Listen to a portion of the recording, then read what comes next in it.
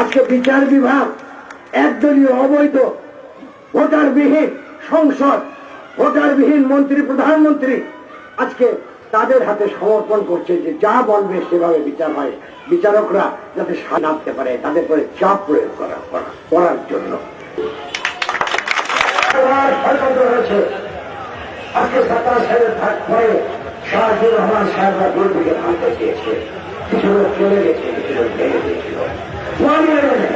বেগম খালেদা জিয়াকে ছেড়ে দিয়ে বিএনপির অনেক নেতা কর্মীকে ছেড়ে দিয়ে এবং অনেক সংস্থার বাড়ি তৈরি করে বিএনপিকে ভাড়ার চেষ্টা করা হয়েছে। আজও সরকার বিএনপিকে ভাড়ার চেষ্টা করছে। আজকেও আমাদের মধ্যে সুবিধাবাদী নেতাদের আজকে বিভিন্নভাবে প্রভাবিত করে প্রত্যাশা নির্যাতন করে বিএনপিকে আজকে ভাড়ার চেষ্টা করছে।